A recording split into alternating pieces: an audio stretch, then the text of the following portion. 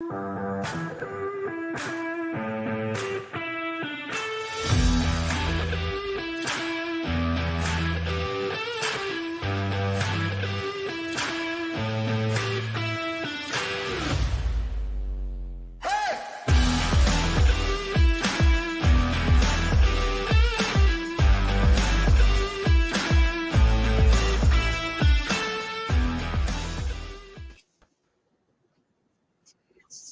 we're live. It's time for the Friday Night Draw. That's right. We're here. We're ready to draw. Nobody's in the house yet, so I'm talking to an empty crowd. Hey.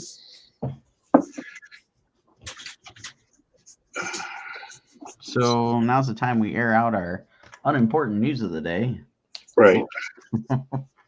What lackluster crap can we riff on until people join us? People show up. We can talk about talk amongst ourselves. You know what you guys need to do at the beginning of every show? What's that? Is tell people where to find you. Where to find us? Yeah, we probably should work on like a whole intro thing. Yeah. That's and then that way it just kills some time until some people get in. So let's do it on the fly. Let's wing it, shall we? Let's do that.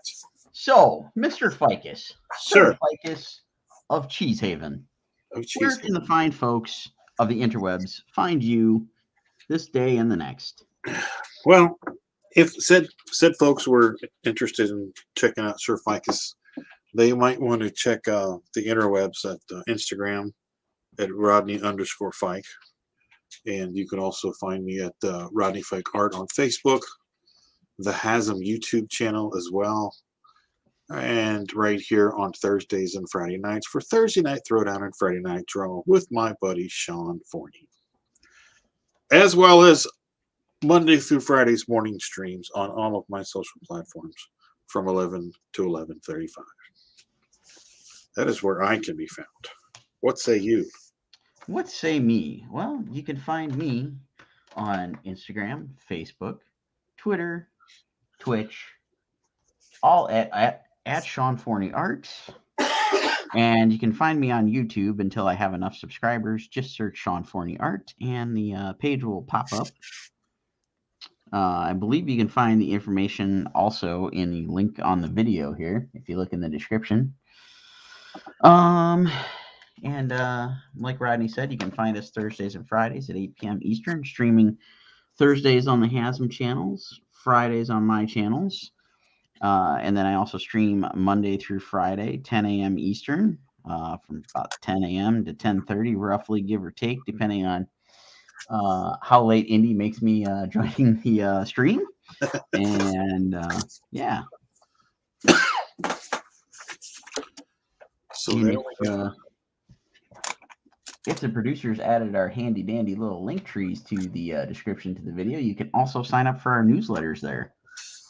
Dun, dun, dun, dun, dun, dun, dun, dun, dun, dun. And as all the cool kids say, you can like and subscribe below and ring the bell for notifications. Ring that bell. And look at that. The producers are filling in all the information in the chat. Wow, Justin's in the house. Hello, Justin. How are you, my good friend? How's it going, Justin? You're listening to us do our first off-the-cuff introduction and telling everybody where to find us. What are we each working on this evening? I am continuing to work on Lego Spawn commission. Lego Spawn. Just about done inking, and I'll probably start coloring here on our grips real soon. Excellent. So I know you said you were going to rework the chain. It looks like it. I see the chain is smaller now. Yes, much smaller. So it's not so out of whack. It's looking good. Looking good. Thank you. Appreciate it. I'm loving sexy bod He-Man there. Thank you. I'm gonna share our Twitch feed here on the Twitterverse, as I just got the notification that it's up and running. Excellent.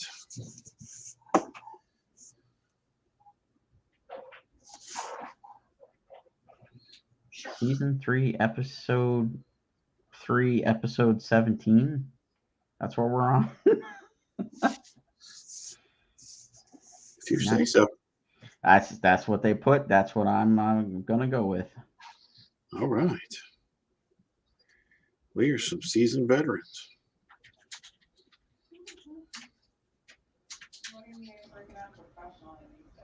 Oh, hang on, because we're still trying to share the video.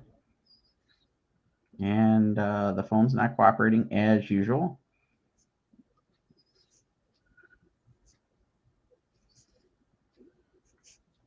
So, the inquiring minds, what are we working on professionally these days? Well, I am currently working on penciling pages for Russ Explode Studios' Cat and Piggy Girl book. I am on page 8 of a 12-page story. And hopefully be done penciling that this weekend and start inking it on Monday and get the color in it. And I have to finish my very last edits for the script for Roadkill Rampage issue 4. So we can get that script finally over to Adam Fields.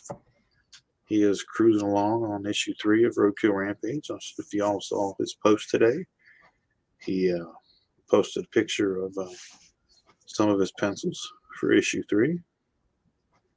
So go check that out. It's looking good.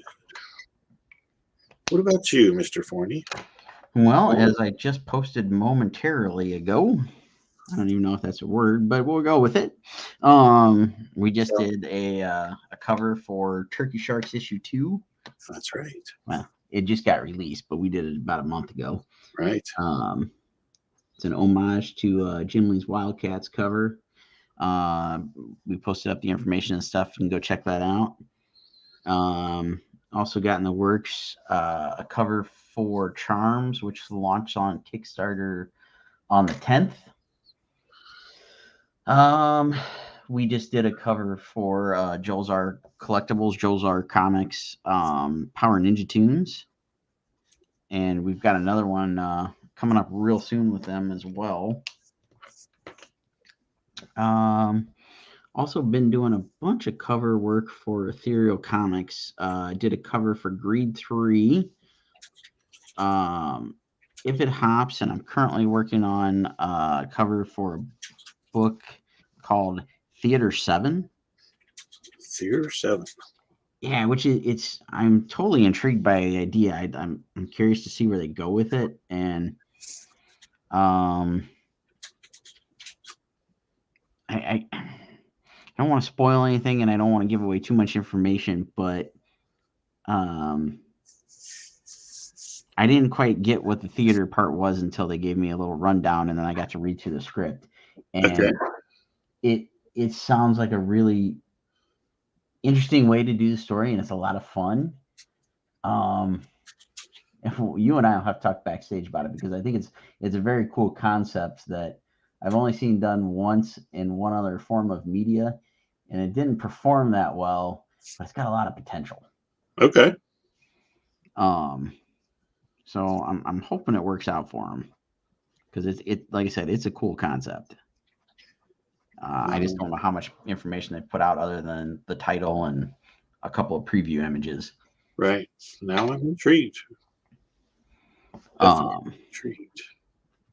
So yeah, I've got all those in the works or out there, and then producer A and I have gone through and made, I think, like 3 rounds of revising the script for the next Scarlet Huntress book, and I am hoping to actually get to start on some of the interior pages very soon. I keep saying that, keep trying to, and as we know, life happens. Exactly.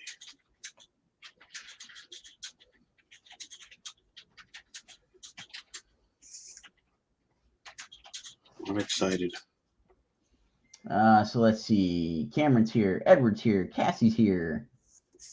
How we doing, folks? And Chris is here saying, is that Lego Spawn? It is. Like, I don't. I really. Apparently, the producer zoomed out on us here. Hang on. I feel like I'm like a bajillion miles away. Oh, and then now they zoom back in as I zoom in.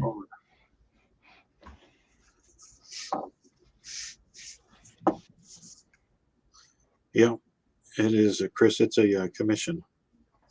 I guess you need to adjust your camera because the way you have it, it's just your hand all the time. Jamie's here. What's up, Jamie? How we doing? How's everybody doing tonight on this fine Friday? And if you're in Ohio, we're supposed to get 70 degrees tomorrow. Isn't that crazy? I am so looking forward to that. Next 2 days supposed to be in the 70s. Like I am tickled because I'm gonna break out the grill and grill some meat. I'm gonna find a creek to swim in. It's still gonna be a little icy, but you have at it. The Polar Bear Plunge by Sir Ficus. I'll give you a full report. Chris says that's awesome. I'm a huge Lego collector. Ooh, there you go. Well, if you would like a Lego commission, Rodney is willing and able. yeah. Hang on, I've got my Punisher too. Hang on, I'll sign that real quick. Working on the Punisher in the mornings.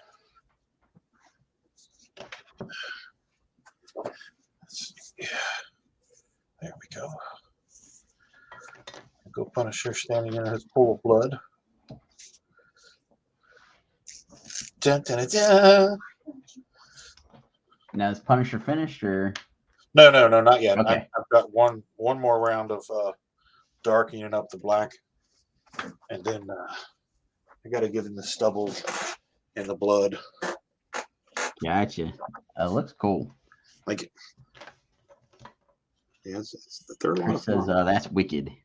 Thank you, sir. Appreciate that. Yeah, it's been a while since I've done Legos, and I'm really surprised how much I'm enjoying it. So that's good. Yeah. Back in the day when I got to work on some Lego stuff, that was like the most like stringent restrictions I think I've ever had on any project. Oh yeah.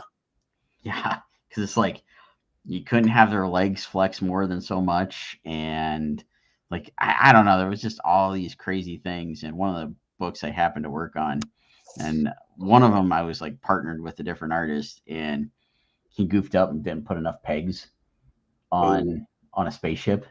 Ooh. So I had to go and fix the spaceship. Mm. Yeah. So it was not a pleasant time doing that, but Did he get fired? no, but he didn't end up doing any more Lego stuff. I mean, There you go. still did other stuff, but no, I basically had to take over and remaster everything, if you will. You know, it's funny you talking about you can only bend the legs so much, because when I was doing this pose for Spawn, I wanted to do something extreme, you know, but you can only go so far with the Legos. So I was like, all right, I'm really going to bend these legs and make him really feel like he's, you know, flying through the air. Oh, yeah. So yeah, I was like, when I was all like thinking about, well, you can really only go so far, and it's just going to look so wonky. So I mean, I get that, I understand that. Yeah. It's definitely an understandable thing, but man, it was like I no joke. They sent like I only have a fraction of it printed out on like all the rules, but it's something like a 60-page like diary of how all the stuff can be done or something. Wow. It's absolutely crazy. Oh.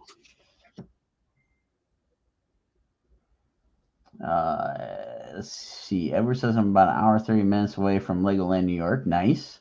Sweet. And Cameron's commenting on the video of Indy. Actually, that was Steph posted it today, but it was a few days ago. He got in the studio, and I've got a paper towel dispenser here for when I paint, and he yanked off all the paper towels. We were trying to figure out what that was. Yeah, no, he was totally running around the house with paper towels. I forget what happened.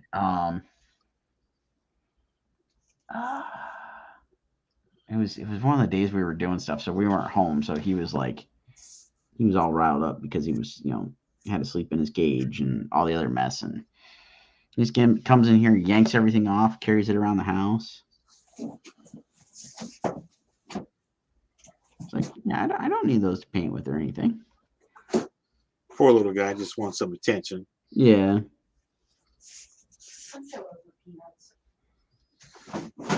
Producer beat so over peanuts. So over what now? Packing peanuts. Okay, because that's totally not what I heard the first time around.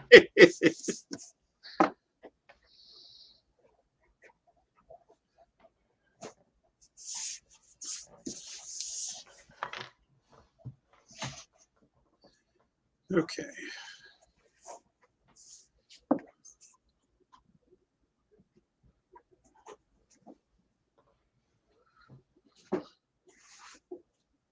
Lego collectors will crucify you if they see something outside of Lego spec.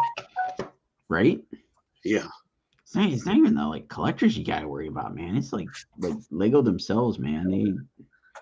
They got their rules and regulations. It all if you haven't watched it yet, you gotta watch the Toys That Made Us and the whole Lego thing. Because it's crazy because it's all about the system. I have not seen that yet. It is totally worth the watch. Like all of them are good.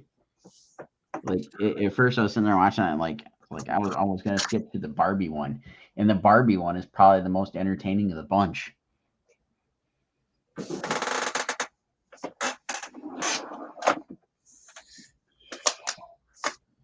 And it's cool. The Ninja Turtle one, you get to see Eastman driving his tank. Oh, nice.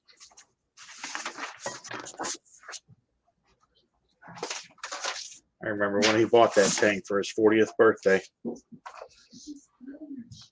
Bought a tank for his 40th birthday, you say? Yes, he did. My goals are not as that lofty as that, producer A.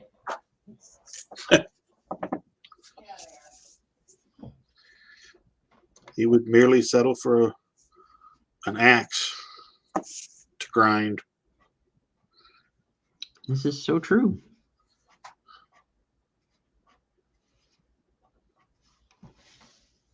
Or getting to go to Disney World or going to Disneyland and going to Flo's Diner and getting some of that delicious caramel banana something or other French toast that I had that was delicious. Mm. It was so good. Sounds delicious. Justin says, tank, 1 year to figure that out. Well, so the plan is you come up with this insane idea to make a comic book that turns into a toy, TV, and movie franchise. You get a big big movie check, and you go buy a tank. So if anybody's got that magic formula, please share. Yeah. Because I've only got 25 days to figure that one out.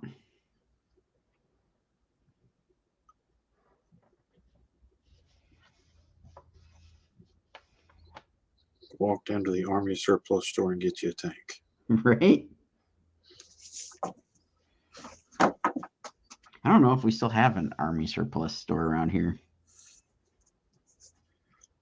Come to think of it, the one that I used to go to was a little north of the city, and I haven't been out that direction in quite a while. I know there's one down near campus, or at least what I refer to as down near campus. It's probably nowhere near campus. It's down on High Street somewhere. Not in the nicest of neighborhoods, if I recall. Yeah, the one in Cincinnati is in a decent neighborhood. It's actually not too far from Roma's new store. Okay. Yeah, it's about a mile down the road. Out there in Fairfield.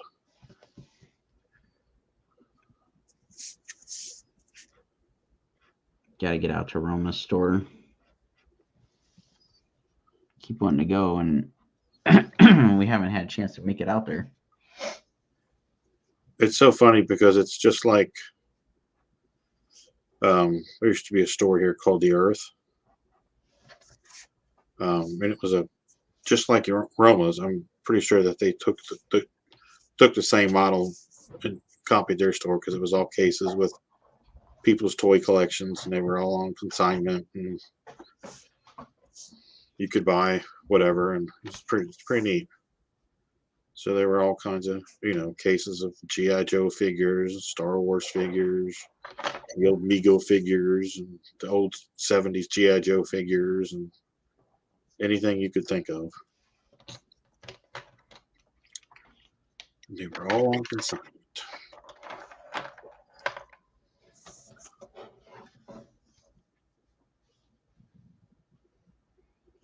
Cameron's asking, did you hear that Disney announced, in addition to the Alien series on Hulu, the Predator prequel film, they are now doing a new Alien film for Hulu with Fede Alvarez? I don't know if I'm saying that right. And I Am Legend 2 with Will Smith and Michael B. Jordan. Yeah, I don't know how they're going to do a sequel to I Am Legend with Will Smith coming back. Didn't he die in that? Yeah, at least they made it seem that way. I guess somehow he miraculously survived. I do enjoy that movie. I'd like to see a sequel to it, and it'd be good, but it almost sounds like they got to do a prequel. Our special guest is backstage. Shall we bring him on? Oh yes. Don't bring me on. I'm still trying to figure out how they're going to do a sequel to I Am Legend. He died. Right? He died. Stop it, Hollywood. Yeah. Stop it, Hollywood. Now I will say I am excited for the Predator movie, Prey. Oh yeah. Where it's stoked for that. They're setting it in it's like a Native American village, or whatever you call it. That'll be a unique take. I'm feeling it. You know what I mean? Anything Predator. I'm down for it. I'm just like, because Aliens is favorite sci-fi. Predator is my second favorite sci-fi, or I'll switch them up on any given day outside of Terminator. You know what I mean? So it's just like more Predator. Also, good evening, gentlemen, and everyone in chat. Good evening. Good evening. Sirloin is already here to show you his affection. Sirloin, what's up? What's up, dude? I'm glad you kept the name. Oh, that makes me tickle in places that I can't talk about on air. So that's fantastic. Sir Sean, it's good to see you.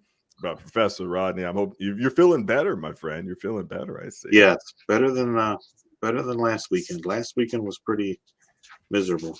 It was, and I'm sorry about that. But guess what, guys? I've got good news. Ooh. I just saved a bunch of money on my car insurance by switching to Geico. Yeah, baby. Look at you. Walked into it. Got him.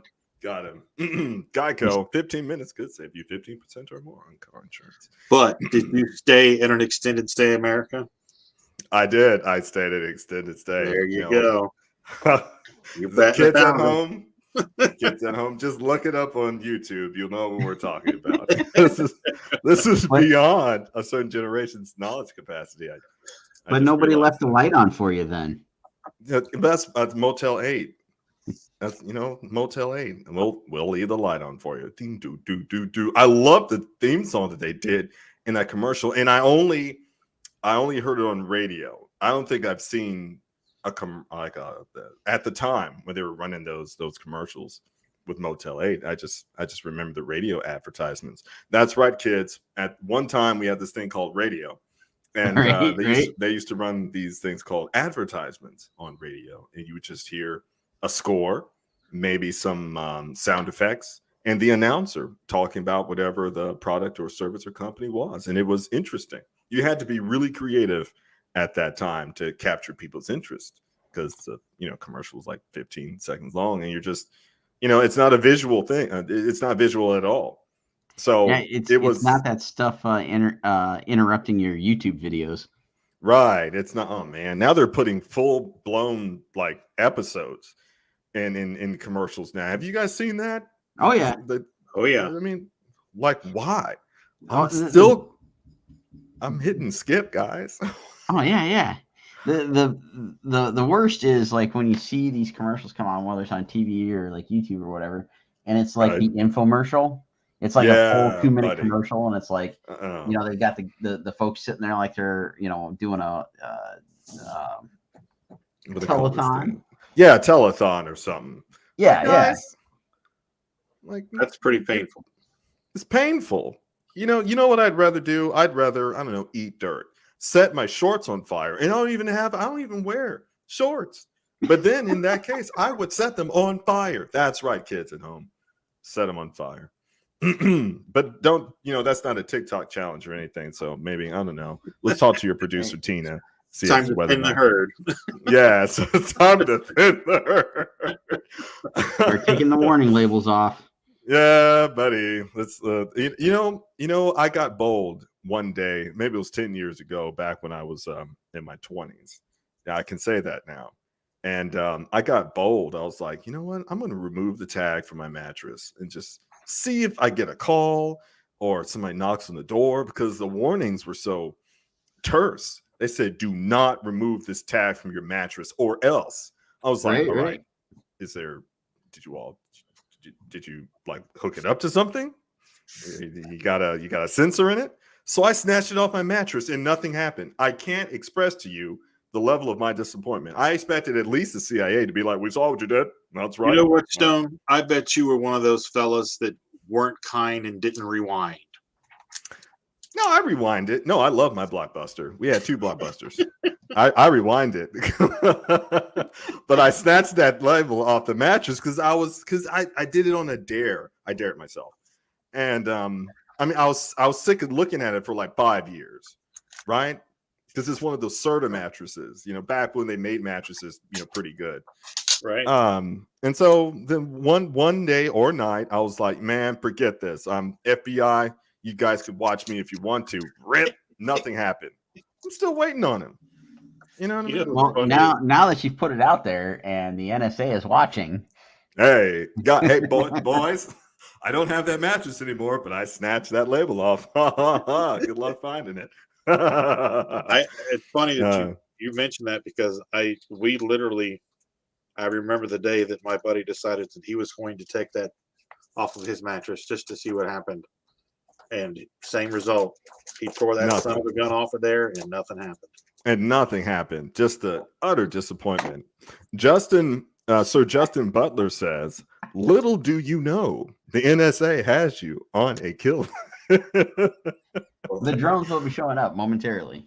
It's not Amazon. That's right, kids. It's not the Amazon drones. It wasn't a gas leak, right? Just to be clear, it wasn't a gas leak. It wasn't a gas leak. All right. So after when you guys go back to watch this, it wasn't a balloon or a drill or an accident. No. You weren't feeling suicidal.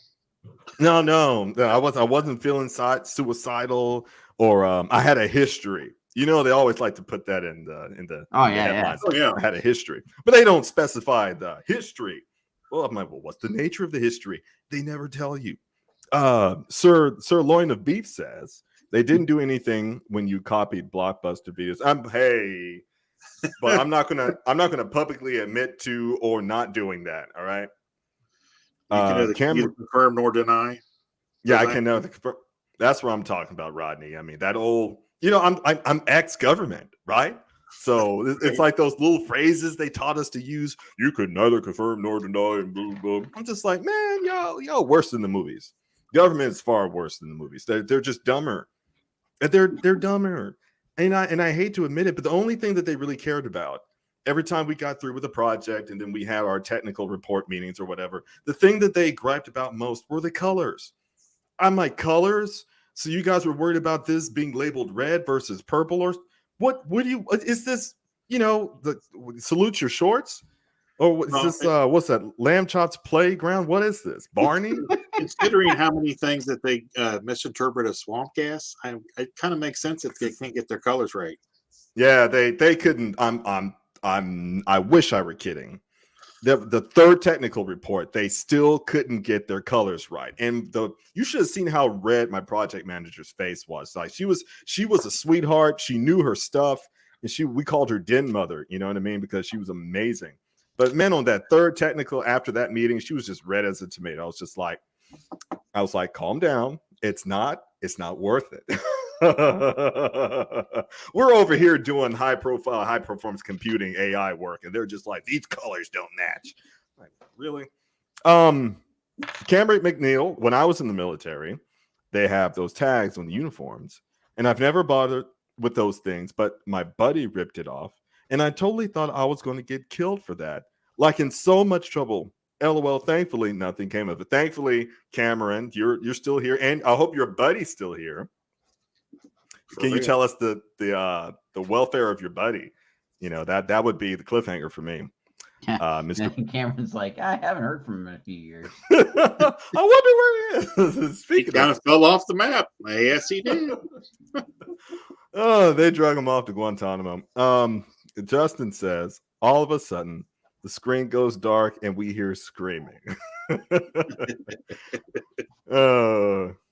Sirloin says, it's okay. Blockbuster is no more. Yeah, it's a shame. And it's not the green building. It's the gray building. Yeah, there we go. It's not the green building. It's the gray building. I hate to, hamper on about it, but man, like it's just a PowerPoint presentation. They say, okay, how many slides you want? Okay, 8 to 12. Fantastic. So you put 11 up there because you have to have the, all right, who's this supported by? Who's this funded by? Blah, blah, blah. So 10 slides are at least talking about the nature of the project. And on the 9th slide, no, I'm sorry, my bad. On the 3rd slide, they already have a problem. Are you paying attention to the, this is going to sound weird to you, work that we did? Are you paying attention to that? No, they're not. They're not. We have to send this up to the Pentagon. Yeah, I imagine you do. Freaking monkey scratching glass ball. Mother Frenchman. Anyway, Cameron says he's MIA to some ass end outpost. Oh, he is missing in action. See that, Rodney? He's missing in action. See? Yep. You called it. They get you. Yep. By the way, folks, for those that are unfamiliar with yours truly, I'm just some dude that decided to start writing a long time ago, and I liked science fiction, and then I liked science at the same time. So I was just like, cool. So then I went the science route, right? After Rodney, we talked about this last time. Yes. After the whole music days, and you get that out of you. And then when your hip starts hurting and yada yada, you're like, all right, can't stage dive. You can't stage dive anymore. It's just a back to reality. Yeah, it's sad. It's sad, Sometimes I long for those days. I long for the days, brother. Sean, not to digress, but stage dive. Have you ever done that, my friend? Or? I've never stage dive. No. Okay. Well, Rodney, change of plans. Let's see if we can. Let's see if we can start up, I don't know, Ozfest or something, or like the old Family Values Tour days. You know what I'm saying? Let's get Corn and there you go. The Biscuit back out there. Well, I hear they're playing a Sunoco around the corner soon. Oh, really? Oh, really? Good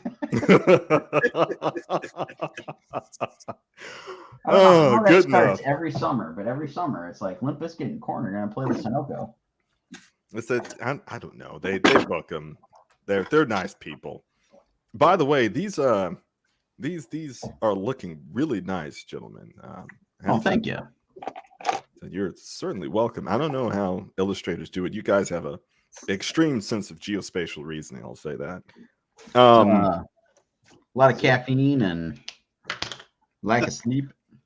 Lack of sleep and Oh, yeah. just go balls to the walls with it. Can I say that? Yeah. Okay.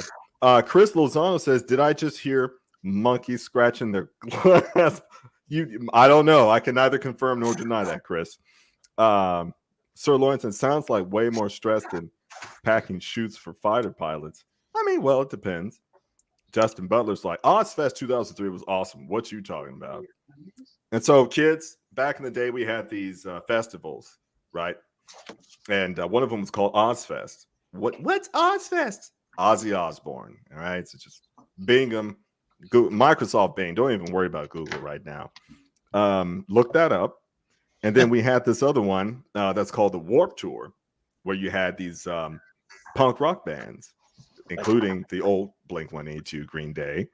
Oh man, we had Newfound Glory was on the scene, and yeah, you had a lot of other guys out there. And so the Warped Tour was really fun. And finally, you had Family Values, which was more new metal oriented, and you had a lot of guys that were juiced up on cocaine, and you got on stage, and the crowd was packed. It was amazing. Then you had Woodstock from 94 to 99. Look up 9 Inch Nails, Woodstock 1994. That's going to blow your mind, kids. And then rest in peace, DMX. His, I think, was it 1990, yeah, in either 1998 and 1999, like he drew one of the largest crowds in Woodstock's history with he had Rough Riders Anthem. So my man Earl, rest in peace, DMX. Chris Lozano says we could start a Rod Fest, but it might draw the wrong. I don't know, Chris. Just get with the lawyers and we'll see about that. Do you remember the Monsters of Rock? Oh yeah, the Monsters of man. Rock. Yeah, heck yeah. Man, we had good. When I was in college, we did our billboard project on the Monsters of Rock. That's so cool. All those band logos and stuff we had to use. Yeah, it's pretty sweet. That's sweet. If you can bring some of that literature up. Is Ozfest like Lilith Fair? Yes. 130% like Lilith I was trying to think of the name of that one. I was like, there was Lollapalooza, and then there was like the all-female version. It was, man, like it just Lilith Fair, for the kids that don't know. Lilith Fair was as if you had your guidance counselor times 100,000. You know what I mean? Your guidance counselor at summer camp. I should say that in particular. You're blurry. Boy, I tell you, it was woo. I mean, I never been to one, but every time you saw the commercials on VH1, for example, and as soon as they slapped up Sarah McLachlan, I was just like, well, I already know what this is about. You know, if you're going to cry in the crowd or we got to save the animals. Guys, man, save every animal you can get your eyeballs on. Sarah McLachlan ruled. She sure did. I was like, she's kind of hot. That's what I was thinking, and then I start seeing the commercial. Yeah, the angels. I was like, I wasn't anticipating this. I was trying to catch the Girls Gone Wild commercials, but then they start showing that. I've never said I ordered a DVD or VHS. I'm just putting that out there. Oh man, but then those late night commercials, bruh, they still show them in Europe. That's hilarious. I digress again, kids. I was in Germany in like 2012. We were doing like some research or whatever. I think it was a conference, and we were over there for like 3 weeks. Research. That's what it was. Research. It was research. Rodney, Sean, you guys get it. See, research in Amsterdam, and he went to the red light district. It was Munich, and we did go to the red light district. It was lit. You know what I mean? I've never seen ladies that big. You know what I mean? I was like, wow, that is. What were your parents feeding you? You've got a frame on you, madam. Anyway, that's another. You're a large strapping girl. Like a digression again. All right, so we're still in Munich. So the reason why I brought that up is because like during daytime, you would see the nighttime commercials you used to see in the 90s. just broad daylight. You know what I mean? And uncensored. I was like, this is new. So I was telling some of my cohorts that were with me at the time, I'm like, guys, put on channel, such and such. They said, why, Stone? I said, no, just turn on the channel right now. And they're like, wow, we used to see these in the 90s. I said, yeah, but look, no pixels. There's no bars. I said, there's nothing. I said, my poor virgin eyes. Anyway, so then that's when they said, well, hey, it's, it was one of the cohorts' birthday or something. They were like, well, it's close to, it's a Friday, so let's go out here and just see what it's all about. I said, all right, I'll tag along, but I'm going to be the designated driver. All right. So this is when, we encountered these large Scandinavians, Romanians. My gosh, I've never seen. I told them, I was like, she was bigger in frame, taller. You know what I mean? Kind of scared me, but I was like, you still have me interested. So I bought a bottle of water. I said, wow, how hard do you ladies work? How hard do you ladies work? He was a Bigfoot, guts. Look, she was a big one. When she moved, you knew it. All right, like that was a lot of movement that night. When Anyway, people listened. That's super. They paid it. Was They this were listening. also like the dwarves? Did they also have beards? No, not these. That was across the street. I'm not That was up on the joking. third floor. That was on the third floor across the street, because I told my buddies, I was like, you're not going to believe this. But I said, I swear to God, they've got beards. He's like, Stone, you're not making, I said, I'm not making fun. You know what I mean? Because I'm still the same person that I was on the inside. I'm like, I'm not making fun. I said, as soon as we're done with this, I'm going to show you. So we went across the street. What'd you know? It was the second floor. Sorry, Rodney. It was the second floor. Oh, my bad. And man, they had a little mustache too. I was like, all right. That was my response. Okay. Was it Aunt Bunny? I can neither confirm nor Aunt deny. Bunny's got a mustache. Come on now, Eddie Murphy. Yeah, that's Okay. correct. All right. Yeah, no, I got you. I got you, Rodney. I'm just saying for the kids at home.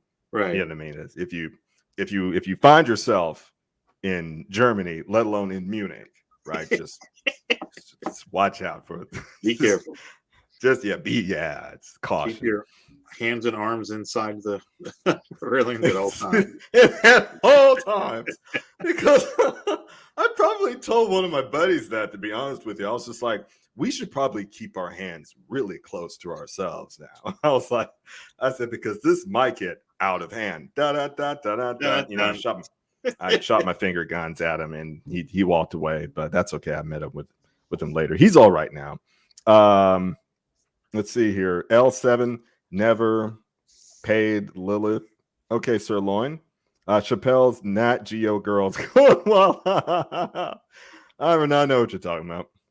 It looks like the gal from Norseman. It looks like the gal from what was it? The Amazon? What's that comic? The Amazonian? Dang, you guys. Wonder Woman? Not Wonder Woman. No. I mean, yeah, where she's from, you have the really big girls, but there's I thought there was a comic that was called the Amazonian. Or anyway, It could be. Anyway, you guys, Bing it. Microsoft Bing sponsor. Guys, just Bing it. Here's why I say Bing. Let's get off the strippers for a minute. Just digress from the strippers. That's my campaign slogan, by the way, because it's midterms this year, right? And everybody's freaking out, right? Like they're freaking over the Batman movie, but we'll get to that. So it's midterms, and I'm just randomly telling anybody, the bank clerk, the grocery store clerk, anybody, postal worker. I'm just like, hey, would you like to hear my campaign slogan? And they're like, sure, Mr. Abdullah, what's your campaign slogan? Because they know I'm going to come up with something dumb because they put up with me for 5 years. I was like, # support your local strippers. That's it. I said, do you know how many people would get my vote? I said, do you know how many people? They said, so are you running for election? I said, I'll keep you posted. So if I do run for election, I've got that as a campaign slogan. I'm going to put it on a big banner, you know what I mean? # so it can get, it can get moving on Twitter, but then get the younger generation involved. Look at this guy supports the strippers. Yeah. And then the economy tanks as soon as I'm elected. Because I didn't give you guys any other policy. Chris Lozano says, kids, this is why you stay out of the red light district. You will see giant women and dwarves with beards on the 3rd floor. Bingo. That's summed it up nicely. Thank you. Thank you, Chris. Justice says community outreach is important. Single moms have bills too. And that's the thing. All right. Single moms, aka MILF. Like, Tina, don't be mad. All right. Don't be mad. But that's the reason why I spelled it MILF. So that's another one of my campaign slogans. I said, they're a treasure. You got to go get their OnlyFans and support them. And so you guys listen to Sean. These are men of wisdom up here, minus myself. You know what I mean? So just listen to these guys. Listen to these guys. If you don't do anything else, if you don't get anything else out of this live stream, folks, just listen to Sean, listen to Rodney. I was going to talk about, Batman. So that's flooding. Like, Rodney, I saw you post about Batman. Yes. And you went to see the movie. Yes. And I think you had like high marks for it. Yes. So I'm glad. I'm happy for you. I really am. I like to talk to the. Did you see it? No, I didn't. No, I didn't. Okay. No, I mean, it's okay. Here's what I do, Rodney and Sean. Here's what I do. I let social media go ahead and duke it out, and then by the time it comes out on DVD, I'm like, okay, now I can enjoy it, because by the time no one's talking about it, so it's just going to be me and the film or the movie or the series. You know what I mean? So right now, someone posted something that, and I said, well, now you've got my interest. But then 24 hours later, right, like when it dropped, and then you got the extreme side. Oh, this movie absolutely sucks, bro. If you think this movie is great, then you can do it, right? Those are the same people that were upset because Hugh Jackman wasn't in yellow and blue spandex. Right. So you got to take that with a grain of salt. But there's so many of them, so all those grains of salt become like a sandcastle. Doesn't make them right. Yeah. You know, they're very loud. So have you seen the movie Seven? Oh, absolutely. How many times have I seen the movie Seven? Okay, so picture Gotham. This movie feels like it was shot on the set of Seven. That's amazing. It's got that dark, dreary, gritty. Yeah, oh gritty, man, I dirty, love it. Rainy. It atmospherically, it is just so on point. Because along with all of that grit and dirt and grime is the bright neon littering the background that you would expect in any major metropolitan city. Yeah. So it's just, I mean, atmospherically, it's just perfect. The lighting and everything is beautiful. The acting all across the board is phenomenal. Not one bad performance. And the detective work, the true detective work that takes place is really enjoying. If you're a fan of the true Batman and his power is his mind. Correct. And keep in mind, this is year 2, so he's not as sharp as he is in his later years. He's still trying to take some time to figure stuff out. That's which right. is really appealing. Don't get too far. Yeah, so I don't want to go too far. But yeah, but I just such a great movie. I can't speak highly enough of it. So that's what my initial take of it was, from the people that actually, sat down and, explain what they liked about it, right? Instead of just spewing, man, this movie's garbage, and then you see these rants in the comment section. I'm like, well, what did you hate about it? You know what I mean? Like, you don't get the explanation from the folks. What's up, Kevin? What? Tina, watch your sodium. Okay. All right. Maybe I'll watch. Pictures are. Wait a minute. No, do you want pictures of when we were in Munich, or are you talking about Lilith Fair? Because those are two separate incidents, my friend. And I'll tell you, they had two separate outcomes. Gotta let you know. Cameron McNeil says the Batman is 11 out of 10, perfection and a masterpiece. Thank you, Cameron. Gonna watch my sodium though. Looking killer. It is looking killer, Kevin. I gotta agree. These guys, I don't know how they do it. Like, I hate to digress again, but illustrators, you guys, you have your brains are wired like weird, but in a good way. You know what I mean? Like, Speaking of that, Most days. last night when the movie we were sitting there, I was sitting next to a guy and we were talking about how in comparison to the books and stuff it was, and I was picking out certain imagery that they just captured right from the books, and he said that he's not a visual guy. He loves reading, but when he reads novels, he can't picture the stuff in his head, and I was just blown away by that.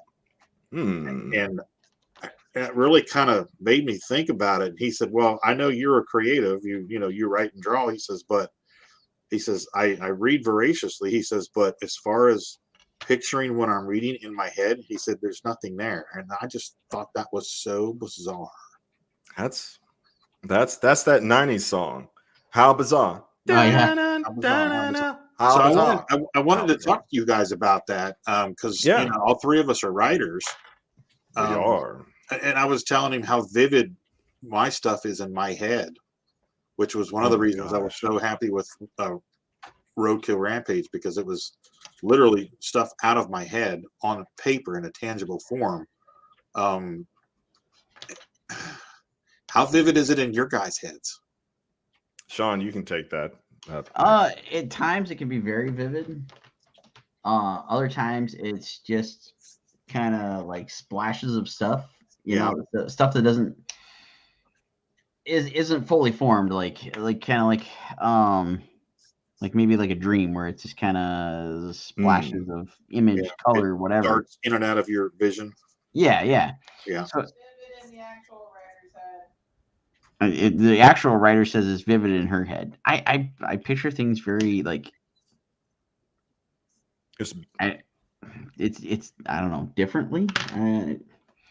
There's opacity with your visions, I suppose. There's that's a really good way to put it. Yeah, that's a good way. There's opacity, and that makes sense. To go along with it, and I know people can't like visualize stuff. I actually know an artist that cannot visualize anything before they put it down on paper. Like they actually have to sit there and work at it and carve something out or use a lot of reference, what have you. Yeah.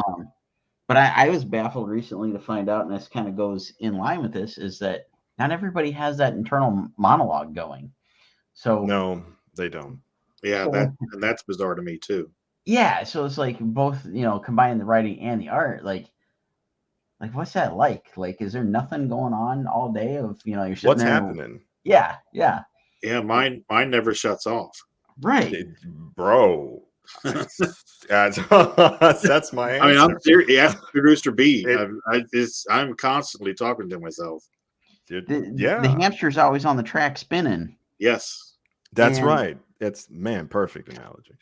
I don't know. I'm just baffled by that idea, like not being able to picture stuff, and then also not being able to like hear your own thoughts. I don't know. That just boggles my mind. Yeah. As Kevin asked, is that possible? You know what? In my fields of, in my 10 years of academia or whatever, had a brief, stint with some sociology, psychology people, because we were working on, you guessed it, a human behavior model. Yeah, that's right. We have human behavior, artificial intelligence models that are much more complex than what the movies are telling you about. Let me guess, the colors were still wrong. Yeah, the colors were. Oh my God, they were. That was the project. That was the project. Let me tell you, that was the project where this poor young girl, won't say her name. She moved out of state now. God bless her soul. She's got a kid now. And that was one of the meetings. Like afterwards, like she was crying. I'm like, no. The whole group was like, no, this is not something you cry over. These guys are just dumb. Just because they're in that position doesn't. No, they're dumb. No. You know what I mean? And we worked really hard. We were a dynamite team. I'll tell you that. When you can get some programmers, some data scientists, and some psychologists, etc., human behavioralist or whatever that work for a section of our intelligence community, but you can bridge them together and come up with that type of shit. It was beautiful scientifically. It was great. But the people up, the further up you go, the dumber they get. So I was just like, no, girl, don't cry over that. Yeah, we're doing brilliant work.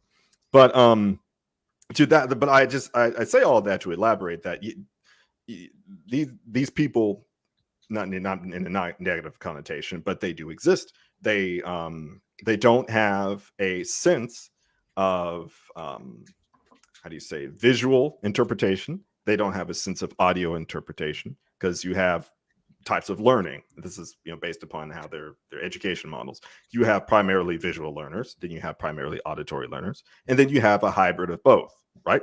But then somewhere along the line, after the developmental stages, something happens to the brain, right? Where it says, well, I'm going to pay attention to more so this kind of information, or more so this kind of, or not at all. It's random. We don't quite understand what happens after that. But do have, you really believe it's random, or is it? Well, you said it was partially environmental. Well, that was my follow-up. But what we have seen is that we have increasing cases, particularly in the last 20 years. And we can't say that it's, the cause and relationship to, because we've got the influx of internet, this, stimuli, that, or whatever. But we can't say, or the science or the research says that it's, can be contributed towards diminishing the human being's ability to, how do you say, be in tune naturally to those tendencies to either go towards one particular information medium or the other. So now that I'm, floating out here with like the next generation, I'm seeing more of those cases where I'm baffled. I'm like, well, do you hear yourself talking to yourself as you're reading something? That's one of my first questions to some of these young writers that they'll DM me, and I'm trying to mentor or whatever. And half the time I'll get no. I'm like, no. I'm like, okay, well, when you're watching or reading something, what happens? Because you're trying to get a sense of what is the human experience when you're observing or listening to something. How do you feel? Does it incite an emotion or whatever? Or do you get a reaction or something? Because that's just as important to building the foundations behind your own creativity, right? Well, go ahead, Rodney. I'm sorry to interject. Even I would venture to say how music affects you. That's correct. Because Absolutely. I'll listen to certain music that's attached to memories, and it just turns on the waterworks, or I'll listen to something else. Like when I used to write fight scenes for my superhero book, we would turn on the Pantera and the Danzig and the Suicidal Tendencies, but when we were writing, other stuff, throw in some Luther Vandross or, whatever. So there we go. Still in love. There you go. But so go ahead. I didn't mean to interrupt. I just had to throw that. No, I'm glad you did, because that just explicates on what I, was talking about earlier. I want to go jump ahead, in and just add to what Rodney said, like with the whole music thing, and like it, can be attached to memory and, bring about, stuff from your past, blah, blah, blah, that kind of thing. In college, I took a music theory class, and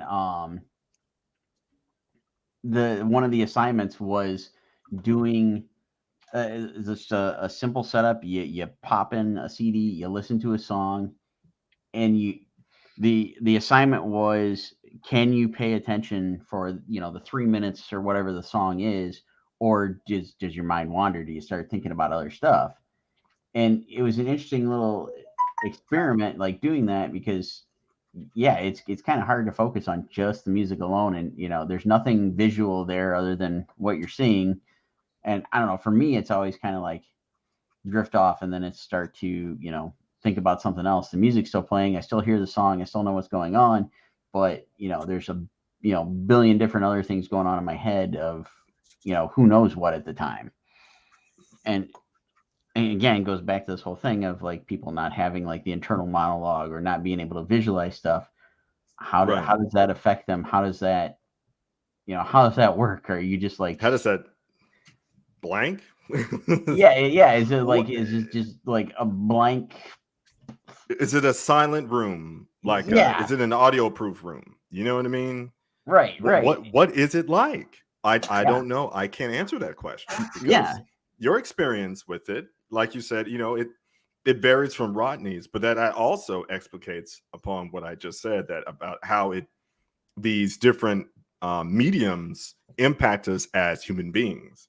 You know what I mean? Like you Yeah. may, like you said, you were aware of the audio, but you're not necessarily focusing on it. It wasn't, inciting or driving a particular thought or idea because you're like somewhere else. All right, like this is going on, cool, but I'm more interested in something else. And that's how it works. You know what I mean? So that was that form of randomness or whatever that I spoke of earlier. But that's great because that's what keeps us creative. That's part of what makes human beings humans, because we have these differences and our ability to take in pieces of information from our world. How do we process it? How do we interpret it? Right. And that's the beautiful part. But this silencing, right, of in the mind of not being able to hear yourself, talk to yourself as you're like reading something, anything, or you're not able to visualize something until you have an instrument, regardless of what it is. I've met some musicians that they said, well, I'm not able to hear something until I actually get the instrument. I'm like, all right. I said, well, that's nothing to be blameworthy of. I said, but because human brains work differently. I said, we all work the same, then the world would be a very boring place. So by the same extension, some artists aren't able to see the outcome of what idea they have until they get a pen or a pencil and they sketch it out and they'll be like, oh, okay, all right. And then they have some idea and then they go to town. But some people, they'll have like this whole world vibrant in their head way before they write anything, way before they draw anything. It's like Sirloin was saying earlier in the chat. He says, I was a daydreamer as a kid, just movies play out in my head. Bingo. Oh yeah. It was there. You had the characters talking, you know what I mean? Maybe there was a score. It depends on the scene or whatever, right? Well, yeah, and I Go don't ahead, know Sean. about, but anybody else, does anybody else get lost enough in that that daydream where you have to catch yourself of like stopping from acting it out? Oh yeah. Bro, I acted out. Yeah. I just I do stopped too. stopping it. Yeah. Embrace it because it's man, because you feel the emotion, you feel the connection. There it is, right? If you can connect with it, right, then that makes it even better for you to connect that with other people. That's the point. That's the point of the artistic medium, is that it's a form of communication. Mathematics is a form of communication, yes, but I would say a more easier, palpable form of communication would be the artistic medium in its different forms. So other artists, illustrators, musicians, writers, what have you, have expressed the same thing. Like they're either they'll dance it out or they'll act it out. Like there's some physical expressionism, you know what I mean, that goes alongside of it. I'm not saying, it's across the board, but the people that they have the same reaction. They're like, I've got to do it. I'm like Shia LaBeouf, do it. Just do it. Like 10, 15 years ago, when I had the inclination, that's another word I couldn't bring up earlier. When I had the inclination to want to, like act it out because I had the scene in my head, right? And I was just like, oh, that's going to be nerdy, or what the kids say, cringy, or back in the 80s, we'll call it. Yeah. You look like a dork. That was the other name. But it has the same connotation. But now I'm like, man, in the creative sector, we're doing this because we love it. We don't care how awkward it looks. And I'll quote the great Steve Blum, the voice actor with the Guinness Book of World Records with the most, voices acted in any medium, video game or whatever. And Steve Blum was the voice of Spike Spiegel, for those who are they don't know, in Cowboy Bebop, American adaptation. And he said creativity is not you're not worried about what someone, what they think about how you look, how you sound, or what you're doing. You're doing it to bring out the character. He said, and that's what makes it fun. There's the big F word. There's the big F word, kids. That's what makes it fun. So when I told myself, you know what, Stone, just stop trying to stop it. It's in you for a reason. Just do it. And as soon as I did that, I was just like, this is a lot of fun. And then all these characters that were in my head before, then they were even more vibrant. It was like you unlocked another door to your brain. It was great. And now that hamster is now 10 hamsters, became 20 hamsters that are just on this wheel all the freaking time. I can't shut it off, but you're living in this world that you've created, or whatever, however many worlds you've created. But it's fun because you can just it's like going into a house and seeing all the characters just living in there, doing something, or stepping through. What was it, man? What was the Golden Compass, or when they had the Lion, the Witch, and the Wardrobe? Those are two different things. Yeah, it's the same as you go in the closet, open the door, you're in a new world. You know what I mean? Your brain kind of takes that sort of approach. Top Gun all day long. Take my breath away. I still have that soundtrack, Chris. Don't make me bring it. There you go. Yeah, there you go. See that, kids? We've just dated ourselves. Brought to you by Blockbuster. That's right, they're not here anymore. they're not here. Toys R Us is not here. Sears and Roebuck is still alive. Under digression, but they have got like what, 5-6 stores in America right now. They're hanging on. Yeah, maybe. Maybe that much, Sean. Sears and Roebuck. You do too, Chris? My man. All day. I don't know where the hell I was going with that. Oh, yeah. So Journey of the Shadow. You know what I mean? Because there's so much stuff that goes in your head. It was great. When I was going to piggyback off of what Rodney was saying. When I started writing, and I was listening to a bunch of stuff. Like you came up with Parlin Funkadelic and Cool and the Gang and yada yada yada. And then I got into metal, got into the heavier stuff in 97, 98. And then you have this catalog of stuff in your head that expressed a particular scene or mood to be like, man, I'm like, I pack a chainsaw. I'll skin your ass raw. If my day keeps going this way, it just might break something tonight. I was like, yeah, Fred. Yeah. Give me something to break. Limp Bizkit, Significant Other, guys, break stuff. Look it up, kids. 1999 Exoticness. Limp Bizkit. Oh, Bizkit for life, baby. So then I was like, man, this is so cool. So then when I started learning how to write, like writing sci-fi, for example, I was like, okay, well, this is where we're going. I was like, well, okay, where do we start? Where's this inspiration coming from? I was like, oh, it's already in my head. So then these characters, this is why I always say, and I'm not, maybe it's a humble brag. I don't know what the heck it is, guys. But when I came up with Mercenary Tatiana, Elite Mercenary Tatiana Ordovicia, that's her full name. The Blue Girl, Blueberry Muffin of Murder. When I came up with her persona, it was, it was based upon Limp Bizkit's Nookie when they dropped it in 1998. And I remember I was just like, should have me feeling bad. She had me feeling good. It's kind of sad. I'm the laughing stock of the neighborhood. And you would think that I'd be moving on, but I'm a sucker, like I said. Must have been the head, not, See what I'm saying? That now the beat's in your head. Yep. And I tagged Fred Durst on my journey, on my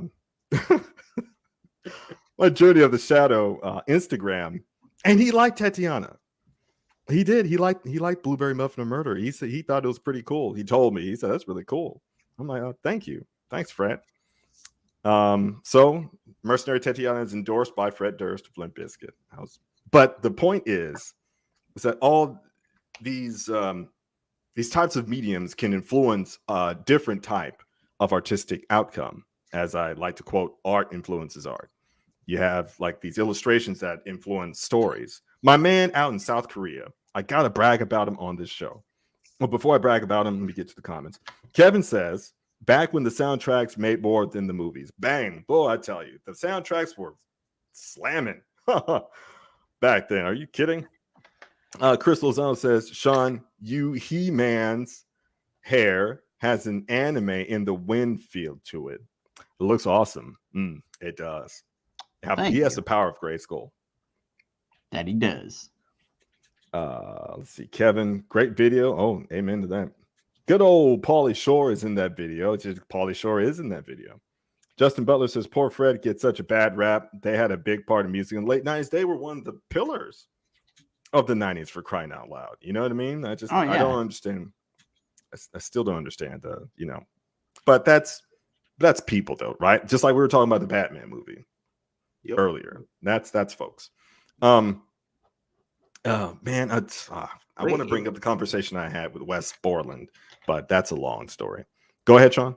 That's like just thinking about it, the like Fred Durst getting the bad rap, and anything that comes out that changes the game for whatever time period it's in, it's definitely the Marty McFly. You guys might not like it, but your kids are gonna love it. Your kids, yeah, bingo, Sean. It comes back around. It's always on some sort of cycle. That's right. We always, like I remember in like junior high and early high school, everybody was dressing like it was the 70s again. All that stuff came back into style. And wow, the kids right now are dressing like the 90s because that's back in style. 90s are back. Wasn't back then. Nope. Yeah. Does that mean I can wear my stonewashed jeans again? Yes. Please. I'm bringing the Jinkos, man. I'm bringing the Jinkos out. They're back, dude. They're back. I'm like, the Jinkos are back, bro. I'm like, let's do it. I'm all about it, kids. Make it happen. Make it happen. Y'all listen. Like I said, these gentlemen, listen to them. these are some wise gentlemen. Bring out those Jinkos, all right, and post them on Facebook or just blast it on socials, all right. I don't care what they say. You get those Jinkos and bright windsuit jackets. The one of the covers I was talking about that I'm working on, the character design, she's wearing a pair of them.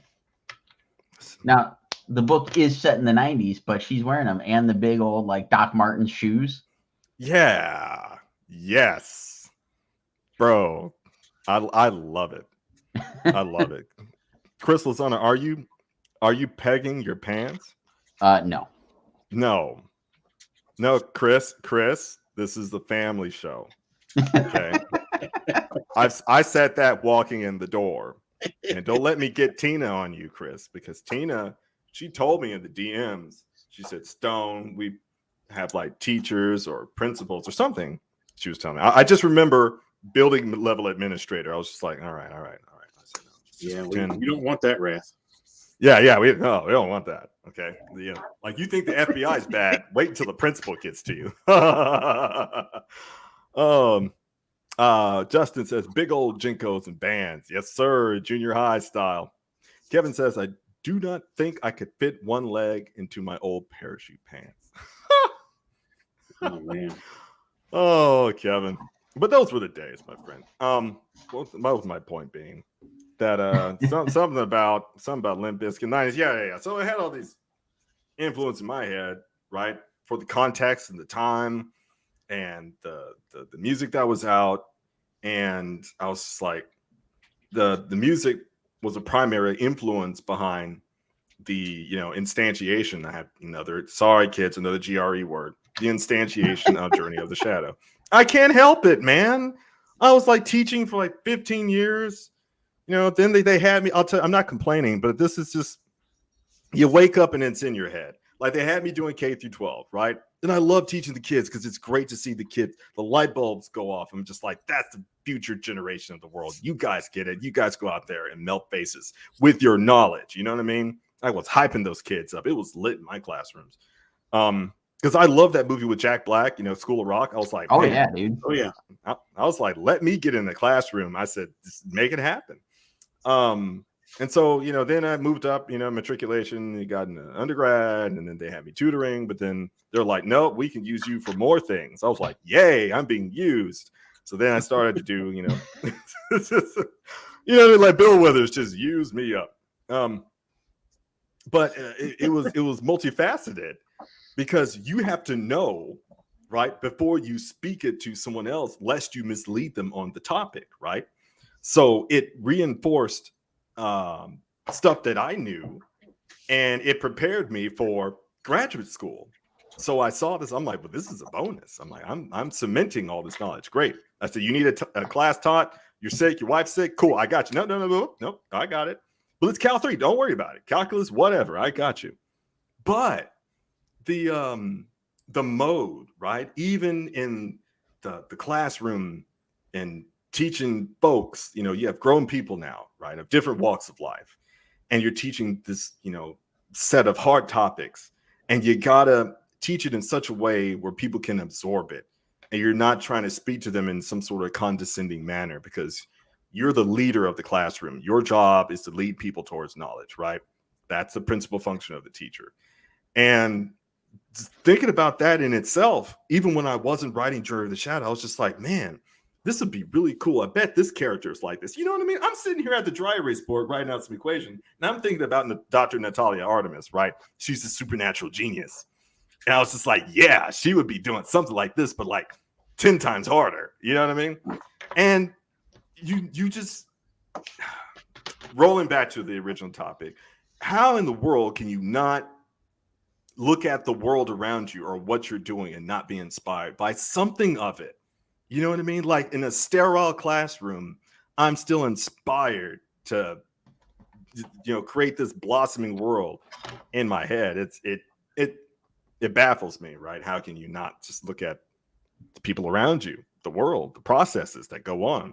The volcanoes are still happening, regardless if we look at them or not. The atmospheric science happens, whether we look at it or not. Space is still doing space stuff, if we look at it or not. That's great, because by the time I look at it again, something cool is going to happen. That's really freaking cool.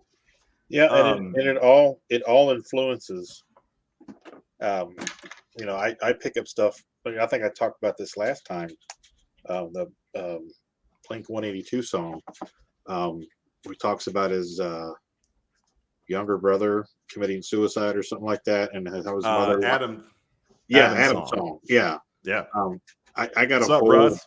backstory for one of the main characters just based on those couple of lines in that song, and that was 40 years of history for this character, just from That's impressive. 2 lines of a song. Tina sent me sent us a warning, because Sir Russell Allen is in the chat. What's up, Russ? That's my man. That's my dog. But there's a certain product launching on the 15th that we can't mention here. Yeah, no. You heard Sean. Did you hear the tone of his voice? He was like, no, dear God, just please think of the children. You know what I mean? Like, so we're not going to get squirreled. Don't worry about it, Tina. Don't worry.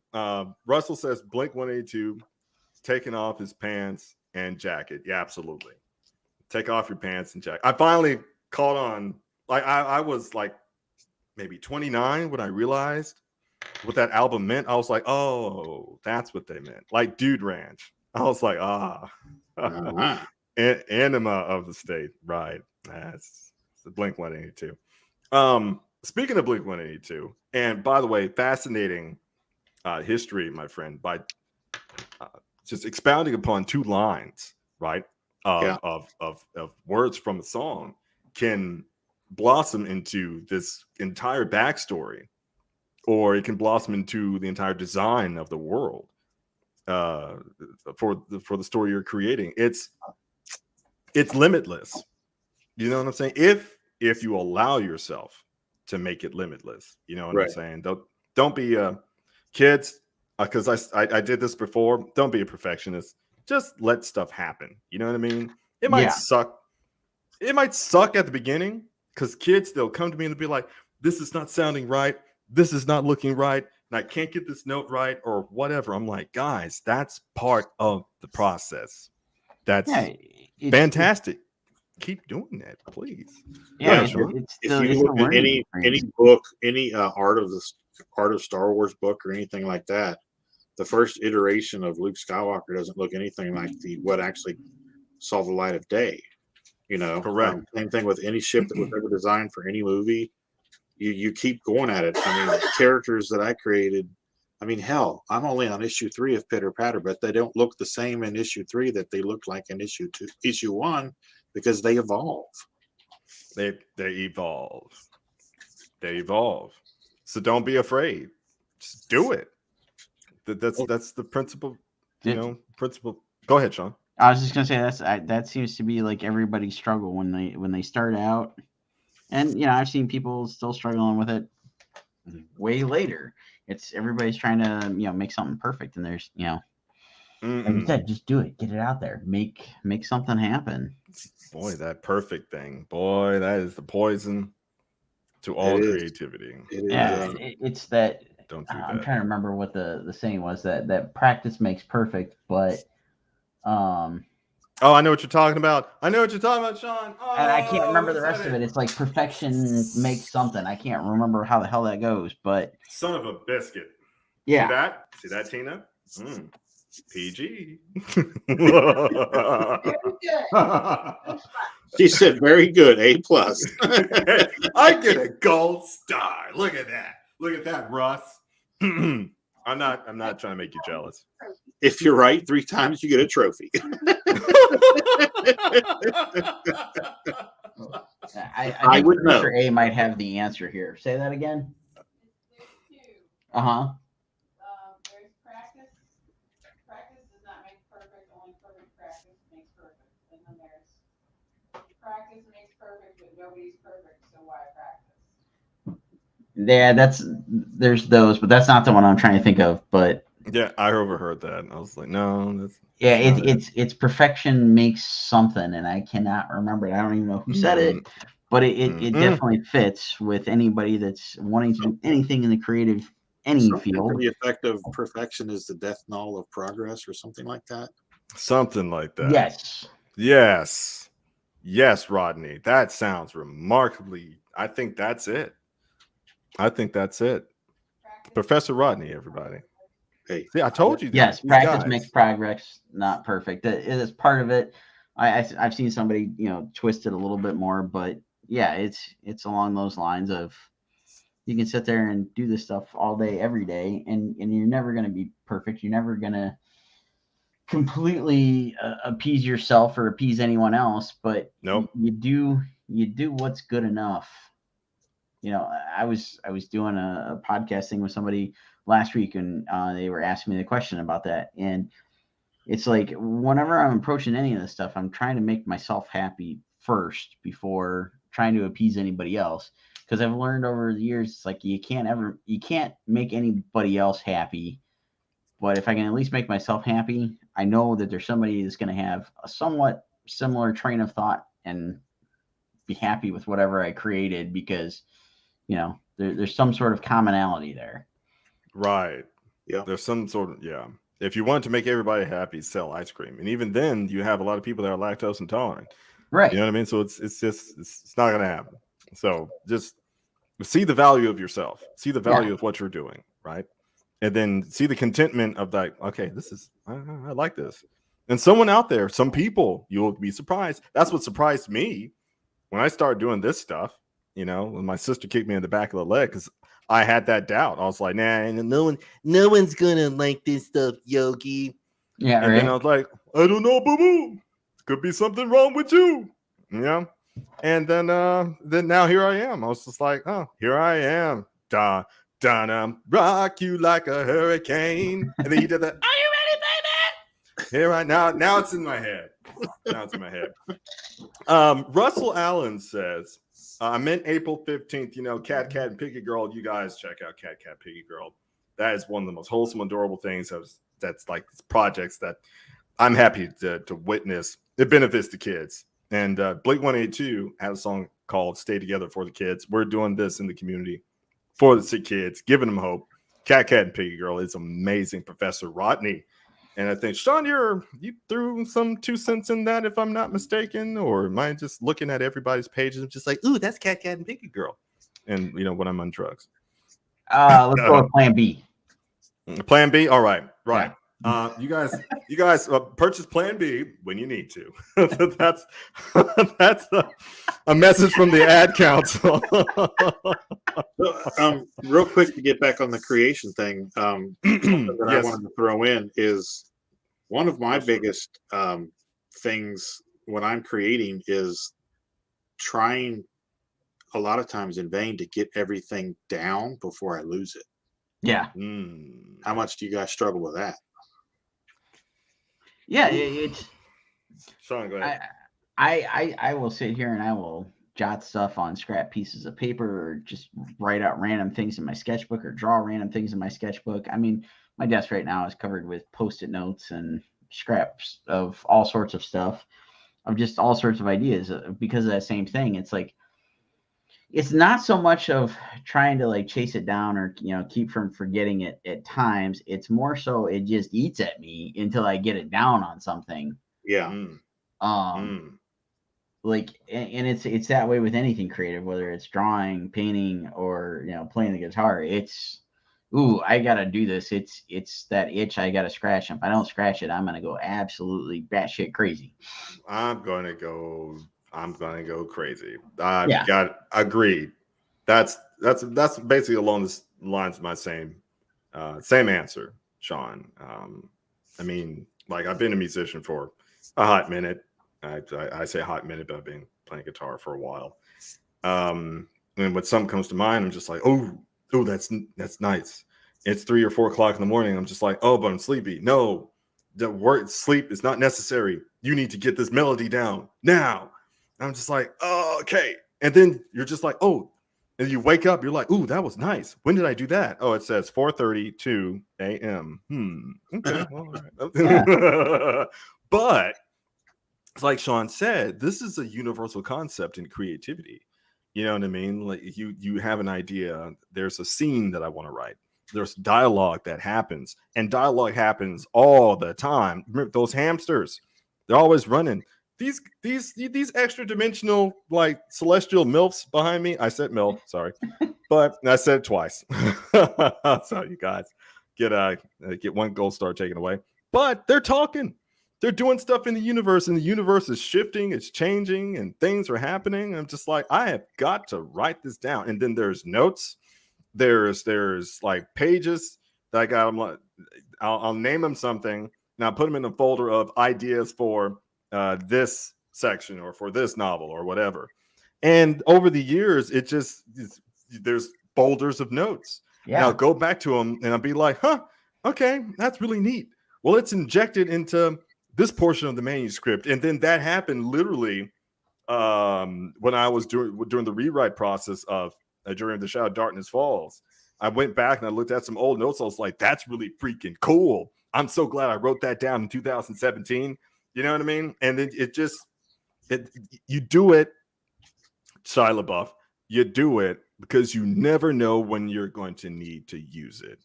Yeah. Because it came to you for a reason. You know what I mean? I don't understand how, when, why, the time component. I don't know the direction component. I don't know. But when inspiration hits you, man, catch it. Right? Make a note of it. Because my goodness, there's some beautiful stuff that could come from that. Yeah, I do that a lot with like poses. Like, I get an idea for an image in my head, and like I said, at times it's not completely clear, so I got to sketch it out, and then I try to translate that on a piece of paper or the iPad or whatever. And at times it will drive me batty to sit there and get it to where it's like, no, in my head it's tilted a tangible. little bit more. It's this or that. And I sit there and I'll spend a good little while just sketching out the same thing over and over in my sketchbook or iPad or whatnot till I get as close as I can to what I saw in my head. Right. And sometimes it comes back into play and gets turned into a piece. Other times it just sits there and eats at me. It's like, come back, draw me more. Come back. Yeah. There it is. Come back. So come back. What?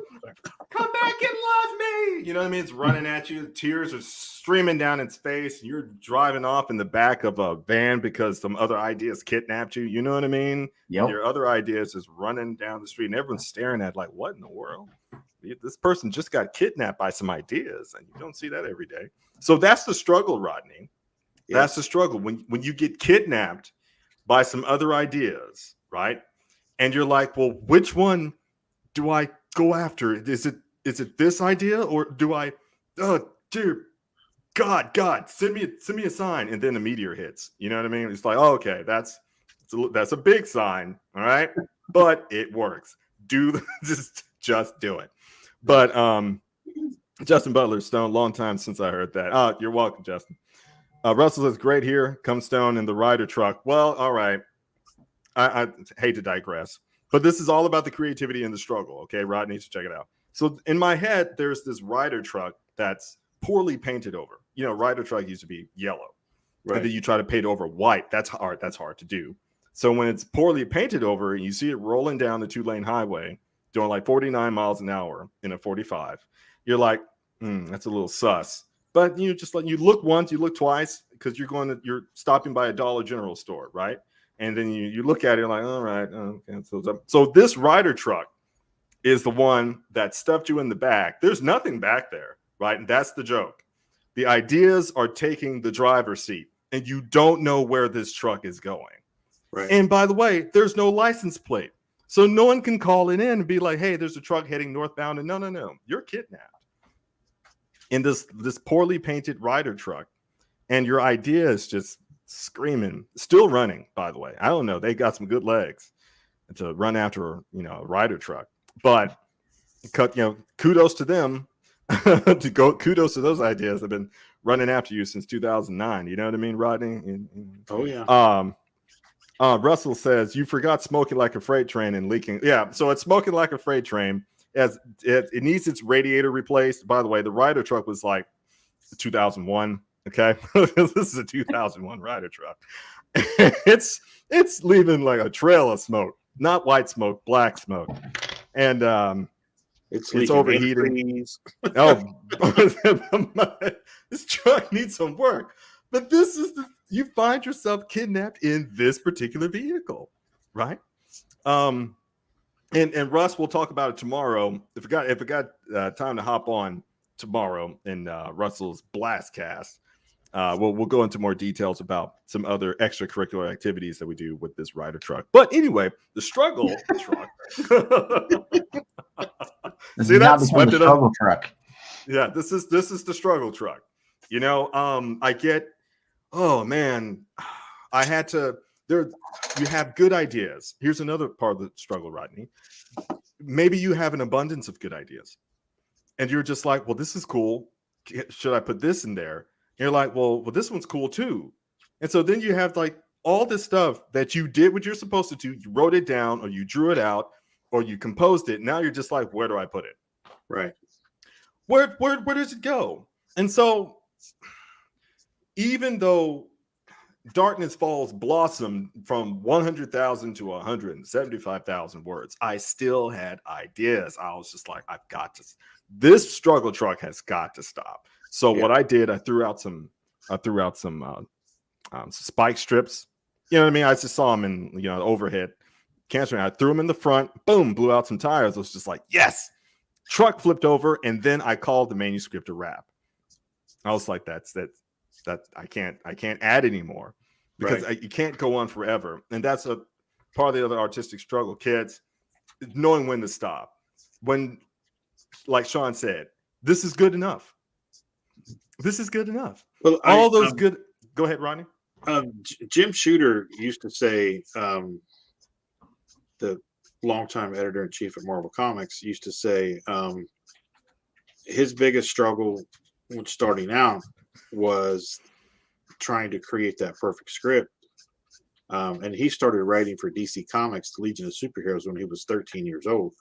But he learned very quickly that if he wanted to have any kind of longevity in this business, that let it go. Get it to a point where you can let it go, because you have to come up with the next script in 30 days. And he said that's going to be your biggest struggle, writer, artist, whatever, all through your career, is get this particular thing that you are tasked with completing to a point where you can let it go and move on to the next thing. Yep. You just need a producer B. Or you just need a producer B or a producer A. Yeah. With a wet spaghetti noodle in the background going whoosh. Yeah, I mean that's exactly what you got to do. Again, you're never going to get that perfect whatever it is you're trying to do. It's never going to be perfect. You're always going to look back at it and want to be George Lucas and go, what can I tinker with this time? No, just let it be. Let it do its thing. Don't be George Lucas. It's out in the world. Be done with it. Be done with it. Russ says, I'm sorry, Sean. Oh no, I'm just babbling about this whole creative thing because it's very entertaining. It is. It's a fascinating concept. Yeah. Russell says he's got to get out of here. Producer B is mine now, Rodney. You're no longer worthy. Ooh. So those are fighting words. All right, Russ. Okay, Russ. All right. We'll see about that. I got something for you. A throwdown of a different type tomorrow. hey now. Rodney and Love Muscle. It's taking it out their aggression in the alley. With mineral oil. But that's a but the good part is, Tina, is that it won't be filmed. Okay. So it's just get it out of the system. How much money you got? We'll film the crap out of it. How much money? We'll have our own channel. Come on now. Now, what are the odds, and how do we place our bets? Oh yeah, that all plays into it. So I'm saying Rodney, and it's best. Was it 3 out of 5? You know what I mean? Whoever gets the 3, all right. Whoever gets the 3. So I got my money on Rodney. 3 what? I can't mention that here. Okay, let's be clear what we're trying to accomplish here. I might be scared. Well, we'll talk about it after the show. Okay, we'll get backstage like you conversation. Said, backstage, folks. This is Russell, Love Muscle beats Ficus by using water attack. Water was tainted. Ficus takes 115 damage and Hey, don't be attacking the Ficus with water. He's got to be able to sell his liver later to go do a show. That's right. Yeah. So you gotta be careful. My no longer damaged liver. Producer B fixed that too. Yeah, Producer B fixed that too. Producer B gonna set you straight.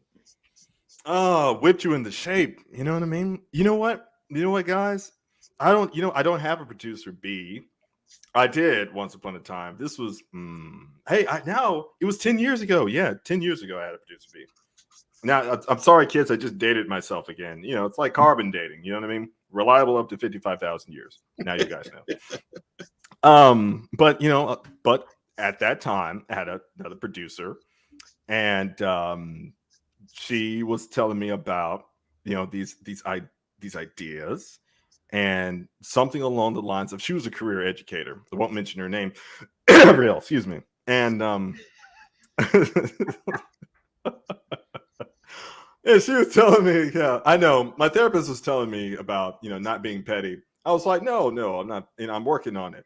So then here's me being petty on live air. But anyway, she was telling me about these ideas, and along the same lines of, it can be like George Lucas. Okay, you can't go on and on because the reader base or the fan base, they'll be anticipating the next installment of Journey of the Shadow. I was like, yeah, you're right. So I can't just sit on it and be like, oh, I've got time. Do. You know what I mean? I'm not saying that you got to put time pressure on yourself, but it's a function of there's a function of time management with your creativity, but it's good practice and good discipline to help select the ideas that you feel are the best ones for the context, for the story, how to develop that arc, for the characters, etc., etc. And then it helps to diminish that feeling of, oh my gosh, I wish I could have put that in like page 199 and it would have been like amazing, Jennifer. You know what I mean? Like that happens to me all the time. Like that's how I talk to myself. Like Jennifer, oh my God. Like she could have just like flew through the air and done something like really amazing. You know what I mean? Talk like a valley girl to myself. So you guys are welcome. Totally.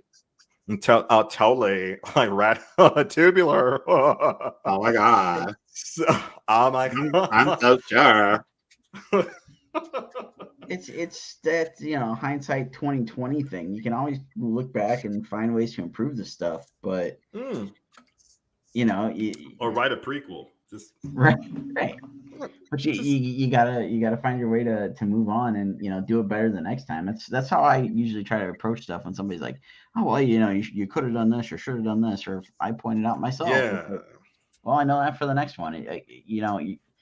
You're always learning. That's where the practice thing comes in. There we go. Yeah, Yep. that's it, Sean. You're always learning. You know what I mean? Like I don't care. That's what I'm telling the kids. School And is in session every day. Yep. It's every single freaking day. And I'm telling them, guys, I said, this is what you're seeing is just me trying because I'm still learning. I'm still learning. You're always going to learn. So, this goes into that goes into the thing about they don't see the work behind the scenes and they only see the finished product and that sort of thing. But when what I'm trying to communicate to these upcoming creatives, regardless of what they're doing, I'm like, man, don't stop. I said, failure is when you stop completely. I said, because you're not giving yourself an opportunity for anything to manifest. Nothing's going to develop if you stop. Yeah. I said, so failure is not a function of you did something and there was a particular outcome that you were dissatisfied with. No. That's not failure. That's learning. You're learning. You're always learning, right? So the whole mentality behind, like you said, well, I'll get it on the next one. You learn something. So the things that some of the readers that they had the privilege of reading, like the early version of Darkness Falls, you know who you are. Thank you guys for reading it. And they would tell me, hey, what about this? What about that? I was like, oh, that's cool. Oh, that's cool. And, that's going to the next book, Vengeance Theorem. That's, I might as well make the announcement now. Why not forget, I didn't say the other word, Tina. The next project after Darkness Falls is Vengeance Theorem. That's the official title for book 3 and Journey of the Shadow. And I'm happy to announce there are 2 new characters that are queens. They're going to be queens. And since they're queens, that means they have daughters. And what are single now? Well, no, they're not single moms, but they're moms. But at the end of the day, we know what they are. MILF. Had to bring it back, folks. We've got 2 new MILFs to introduce into Vengeance Theorem. So expect some artwork. Expect some artwork, folks. But anyway, those are these like those characters were in my head. And they were in the manuscript, and they were just like, hey, wouldn't it be cool if? I'm like, well, that's great. I can attach it to this, that, and the third in the, the following manual. So it's the learning process. It's great. Embrace it. Because if you put yourself in a state of mind and be like, well, I'm here. I accomplished this. I won this award, and I was featured here. Oh, boy. But when that hubris starts to block all the signals of where inspiration comes from, you don't want to be there, my friends. Don't do that. Don't do that. Don't they say don't be a tightwad like those people I was working for in the government. Don't be a tightwad. Yeah, boy, they were tight. All right, I'm gonna say it like that. They were tight. I was like, man, did you? What size are your panties today? 3 sizes too small? Did you pee them? Can I say that on air? I said it now, but but they told me, Stone, you can't say that. Like when I was working, I was just like, I said, but you can't tell me that I'm wrong. You can't tell me that. And they never said that I was wrong. They just said that I couldn't say it. That's a difference.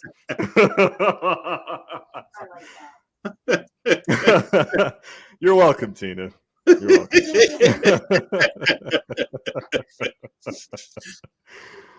MILF, man, I like ficus. Yeah, that's exactly what that means. The ficus. There you go. Thanks, Chris. Thanks, Chris.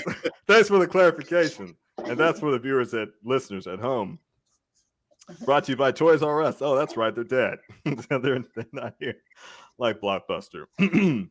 But that the whole concept of don't put yourself in the state where you're not able to experience those artistic struggles, because that's part of the process. That's part of the learning process. You went to school you're struggling with some material. Okay, that's part of it because you're learning about it. You didn't know about it before, so that's why you're just like, man, this is a foreign concept. But one thing I got to inject, and this is what my father, may God be pleased with him, he told me what his dad told him: have patience with your patients. And when he dropped that on me, I was just like, bro, that's a loaded statement. I called him bro, but since it was my dad, but I was like, bro, I was like, have patience with your first of all, it's hard to have patience in general. You know what I mean? Because you just, I want to do this, and this is gonna happen, and and your Valley Girl voice comes back, right? Yep. But then it's like, have patience with your patients. So not only do you need to develop patience, but you need to have an additional component of patience alongside of it. I was like, man, talk about a lifelong lesson. So kids at home, when you're going through the creative process, and I'll tell, like I told the students, I said, be patient with yourself as you're learning it. I said, everybody has a different capacity, but that's not for us to compare ourselves against.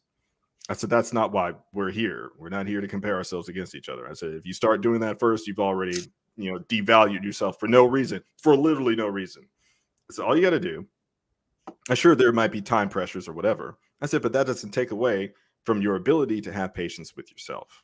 I said, because then you can clear your vision. And for whatever you're trying to accomplish will come easier to you. It's still going to be a challenge, but you don't have to make it difficult on yourself. You know what I mean? Don't make it harder on yourself, right? Yeah. Slow down, take a deep breath, and be like, all right, okay, all right, cool. Let's throw on some. And I've been guilty of this across Facebook, because everybody likes Pink Floyd and Allman Brothers and stuff, like, because this is parent book, right? And here I am talking about, boy, I'm like, you guys, I'm like, why aren't you? So I go to YouTube and I find some 9 Inch Nails for them, and I just drop it in their comments. You know what I mean? Because maybe they don't know about it. And they're like, Stone, what is this? I'm like, click the link, you'll understand. So I drop in like 9 Inch Nails, I don't know, physical. Or not closer. No. That's not this type of party, okay? Yeah. It's not this type of party yet. Or I'll drop in, I don't know, I'll put some corn on them. Or sugar. I started dropping the sugar videos in their comments, because they're just like, man, this is tough. And here's what was the guy's name? Boo Boo, the little bear, and Yogi, and what was his name? Boo Boo. Yeah, Boo Boo. Yeah, Boo Boo. So when I look at that, like on the parent book, they're like, oh my goodness, I'm not sure about this. I'm like, they need some Meshuggah in their lives. So I just give them something from Meshuggah. And I'm like, here, listen to this. I'm like, you're listening to the wrong thing. I'm like, what is this? Hall & Oates? I'm like, no. I like Hall & Oates. I said, but for contextually, you need something that's going to say, let's get on up and take this thing by the horns and set everything on fire. And one thing that helps you do that is Meshuggah. So if you guys don't know about Meshuggah, a Swedish technical death metal band that was formed in 1987, my birth year, yay. And see that? Now they're going to be like, oh my gosh, you're so old, you're born in 87. Yes, I was born in 87. Shut up. You're young. Yes, like I said earlier in the program, guys. Graduated. How old was he? Were you even? When did you graduate? Me? Yeah. 1986. So he wasn't even born when you graduated from high school. No. Wow. That was that's when my sister was born. Yeah. She was born in 86, and then I think I was in kindergarten. Wow. We thought Ron was a baby. Thanks, guys. Thanks a lot. I appreciate it. I appreciate it a lot. It puts things into perspective. That's what I'll say, Tina. Yeah, that we're old. That perspective, right? No, I just we're not old. We're more experienced. That's what. There we go, Rodney. See, Not the years, the mileage. All right. Well, children, it is now 9:49. Is it? Yeah. Oh, wow. Okay. Well, the producer's talking, and that means I should stop. So you have been minorly squirreled. No. No, that's not officially a squirrel. Oh, just a minor squirrel. It's fun. It's all fun. You've been fiked. You've been fighting. No, the fight is getting fight because No. he came home at 3:15 in the morning and woke me up. Yeah, So Oh, rough. Yeah, the Batman went till late, and I strolled in at 3:15 and got into bed at about 3:25.